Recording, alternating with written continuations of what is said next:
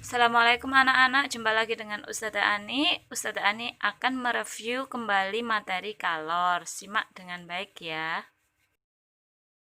Anak-anak, berikut ada kutipan surat An-Nahl ayat 13. Setelah kalian cermatin, makna yang terkandung di dalam surat An-Nahl itu akan semakin membuat kita semakin bersyukur kepada Allah. Karena dengan kekuasaannya lah kita bisa menundukkan ciptaannya, yaitu api. Selanjutnya, sebelum kita memulai mengingat tentang kalor, marilah kita bersama-sama berdoa untuk memohon kemudahan segala urusan yang akan kita lakukan. Bismillahirrahmanirrahim. Rabbana atina min ladunka rahmatan wa hayyi lana min amrina rasada. Amin. Tujuan Ustazah membuat video ini, Ustazah berharap kalian mampu menguasai perhitungan kalor dengan benar. Berikut peta konsep perhitungan kalor. Pahami dan cermati ya. Jadi, kalor bisa berperan dalam dua hal. Pertama, kalor untuk merubah wujud, yang biasanya dikenal dengan Q2, yaitu merubah wujud dari es menjadi air. Kalau digambarkan, maka berupa garis mendatar di suhu 0 derajat. Dan Q4, yaitu merubah wujud dari air menjadi gas. Kalau di grafik, itu berupa garis mendatar di suhu 100 derajat. Yang kedua, kalor untuk merubah suhu, yang dikenal dengan Q1. Letaknya ada di antara suhu 0 sampai negatif. Yaitu Q1 ini digunakan untuk merubah suhu es. Q3 yang letaknya antara 0 sampai 100 itu digunakan untuk merubah suhu air. Sedangkan Q5 di atas 100 digunakan untuk merubah suhu gas. Yuk, kita berkenalan dulu dengan kalor, massa, kalor jenis zat, dan suhu. Kalor memiliki lambang Ki dan satuannya Joule atau kalori. Massa memiliki lambang M dan satuannya gram atau kilogram. Untuk kalor jenis zat ada 5 macam, yaitu kalor jenis es, lambangnya CS, kalor lebur es, L besar, kalor jenis air, C air, kalor uap, U besar, kalor jenis uap, C uap. Dan yang terakhir, untuk suhu memiliki lambang T dan satuannya derajat Celcius. Pada slide berikut, Ustazah memiliki trik khusus untuk membantu kalian menguasai perhitungan kalor cerita.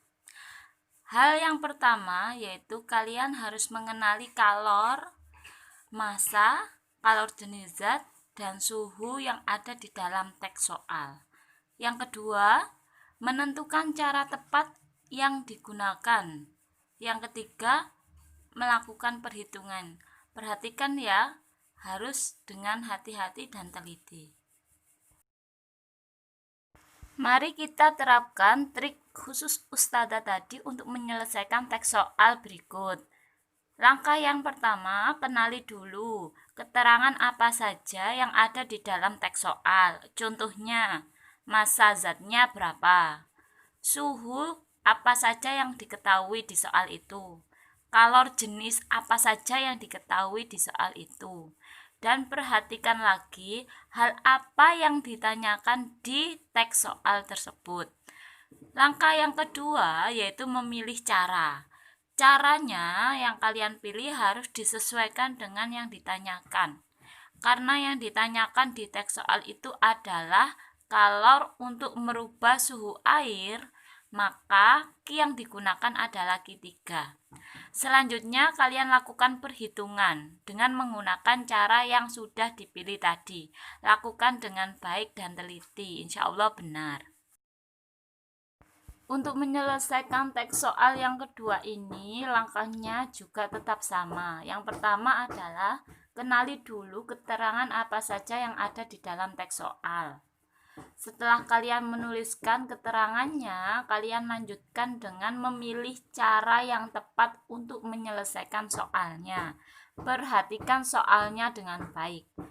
Di soal tersebut, kalor yang ditanyakan adalah kalor untuk merubah es batu bersuhu negatif 10 derajat Celcius menjadi air bersuhu 40 derajat Celcius. Dalam peristiwa ini, kalor yang dilibatkan ada 3 macam. Yang pertama Q1, Q2, dan Q3. Selanjutnya lakukan perhitungan dan jumlahkan semuanya. Soal kalor, selain berupa cerita, soal kalor ada yang berupa grafik. Untuk menyelesaikan perhitungan kalor berupa grafik, langkahnya yang pertama mengenali kalor grafik yang ditanyakan. Kedua, menentukan cara tepat yang digunakan. Ketiga, mengenali keterangan apa saja yang ada di dalam soal, contohnya kalor, massa, kalor jenis zatnya, suhu, dan yang keempat adalah melakukan perhitungan. Di slide sebelumnya, Ustadzah sudah menjelaskan bagaimana cara menyelesaikan soal kalor grafik. Berikut adalah gambar kalor grafik. Silakan kalian cermatin sebelum nanti kalian menyelesaikan soal.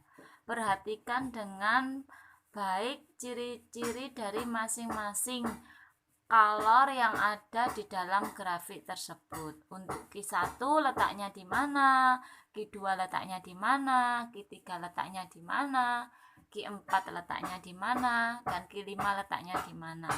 Perhatikan juga peranan dari masing-masing kalor tersebut. Ini adalah contoh soal kalor grafik anak-anak. Kalian nanti bisa mengerjakannya menggunakan langkah Ustadzah. Yang pertama adalah mengenali kalor grafiknya terlebih dahulu. Perhatikan pertanyaannya. Di pertanyaan itu kalian disuruh mencari kalor dari titik misalkan B sampai ke D. Setelah itu memilih cara. Pilihlah cara sesuai dengan pertanyaannya. Setelah kalian sudah mengetahui caranya, lalu lakukan identifikasi hal apa saja yang kalian bisa peroleh dari soal yang telah disiapkan. Terakhir, lakukan perhitungan dengan teliti. Lakukan dengan benar ya, semoga hasilnya nanti kalian mendapatkan jawaban yang benar. Soal kalor grafik yang kedua, cara mengerjakannya tetap sama seperti soal kalor grafik yang pertama. Lakukan langkah-langkah yang sudah Ustadzah jelaskan tadi. Lakukan dengan teliti. Nanti insya Allah hasilnya akan kalian temukan jawaban yang benar. Kalau dari kalian ada yang ingin ditanyakan, silakan wabri Ustadzah. Ustadzah insya Allah akan menjawab pertanyaan itu. Berikut adalah slide yang akan Ustadzah jelaskan di video yang kedua nanti. Silakan kalian cermatin dulu, sehingga nanti kalian akan lebih mudah untuk memahami video selanjutnya.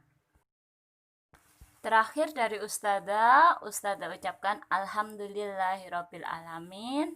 Terima kasih atas perhatiannya. Semoga video ini bermanfaat untuk kalian semua. Ustadzah akhiri, wassalamualaikum warahmatullahi wabarakatuh.